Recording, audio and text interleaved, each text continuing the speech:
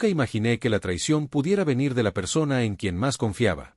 Siempre oímos hablar de amigos que apuñalan por la espalda, de parejas que rompen promesas, pero, ¿un hermano? ¿Un hermano de sangre capaz de hundirte sin remordimientos? Soy el mayor de 2 hermanos. Recuerdo cuando éramos niños y pasábamos las tardes construyendo fuertes con mantas en la sala de estar. Marcos siempre tenía las mejores ideas para convertir cualquier rincón en un castillo, y yo me aseguraba de que todo estuviera bien estructurado. En esos momentos, no importaban nuestras diferencias, éramos un equipo inseparable, enfrentándonos juntos a enemigos imaginarios. Nunca pensé que, algún día, el verdadero enemigo estaría a mi lado. Desde niños, Marcos y yo éramos inseparables. Pasábamos horas jugando en el patio, inventando historias y soñando con el futuro. Éramos distintos, pero nos complementábamos. Marcos era el extrovertido, el que siempre sabía qué decir para hacer reír a los demás, mientras que yo era más reservado y analítico.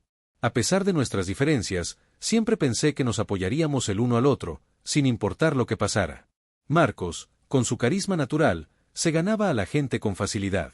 Yo, en cambio, tenía que esforzarme por destacar. Quizá por eso sentía que mis padres siempre lo preferían. Desde pequeños, existía una competencia silenciosa entre nosotros. Con los años, nuestras diferencias se acentuaron. Yo me dediqué a estudiar y prepararme para llevar la empresa familiar, mientras que Marcos vivía sin preocupaciones, viajando y conociendo gente. Cuando mi padre falleció, dejó la empresa a nombre de los dos. Recuerdo el momento en que nos reunimos con el abogado para leer el testamento. Yo apenas podía procesar el dolor de su pérdida, pero sentí también una responsabilidad enorme sobre mis hombros. Miré a Marcos, esperando ver en él la misma sensación de peso, pero su reacción fue muy distinta. Se encogió de hombros, jugueteando con su reloj, y cuando el abogado terminó de hablar, simplemente dijo: «Supongo que ahora tendré que aprender cómo funciona todo esto». Mientras yo sentía el peso del legado de nuestro padre, él parecía verlo como un juego más en su vida despreocupada. Recuerdo la mezcla de emociones que sentí al enterarme, tristeza por su partida, pero también una sensación de responsabilidad abrumadora. Miré a Marcos, esperando ver en su rostro la misma determinación que yo tenía por honrar el legado de nuestro padre. Pero su expresión era diferente, despreocupada, casi indiferente. «Supongo que ahora tendré que aprender cómo funciona todo esto», dijo con una sonrisa casual, como si se tratara de un juego. Los primeros meses fueron difíciles. Intenté enseñarle todo lo que sabía sobre la empresa, pero Marcos nunca mostró verdadero interés. Faltaba a reuniones importantes, delegaba sus responsabilidades en otros y tomaba decisiones impulsivas. Lo justifiqué ante nuestros empleados una y otra vez, creyendo que eventualmente cambiaría. Pero todo se desmoronó cuando descubrí que había cerrado un trato a mis espaldas, comprometiendo nuestra producción por un precio absurdo. Fue un golpe bajo, pero lo peor aún estaba por venir. Días después, un abogado me contactó. Marcos había presentado documentos para disolver nuestra sociedad, argumentando que yo no era apto para dirigir la empresa. No podía creerlo. Mi propio hermano intentaba quitarme todo lo que habíamos construido, lo que nuestro padre había dejado en nuestras manos. No era solo una traición financiera, era personal. Sentí como si me hubieran arrancado el corazón con las manos. Luché con todas mis fuerzas. Reuní pruebas, contraté abogados y llevé el caso a juicio. Cada audiencia era una batalla emocional, viendo a Marcos sentado frente a mí con la misma indiferencia con la que me había apuñalado por la espalda. Después de meses de desgaste, de noche sin dormir preparando pruebas y reuniéndome con abogados, finalmente llegó el juicio. Marcos entró con su típica actitud despreocupada, como si todo esto no fuera más que una molestia pasajera. Cada testimonio de empleados y socios afectados por sus decisiones precipitadas era un golpe más contra su credibilidad. Intentó defenderse con excusas vagas, pero los documentos que presentamos demostraban su irresponsabilidad y mala gestión.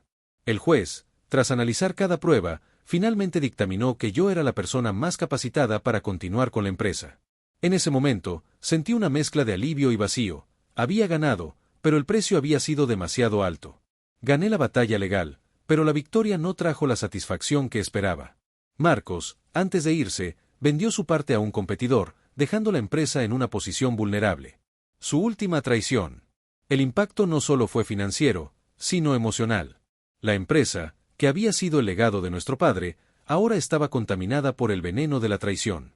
Tuve que reconstruir todo desde los cimientos, recuperar la confianza de los empleados y enfrentarme a los nuevos desafíos que la venta de Marcos había traído.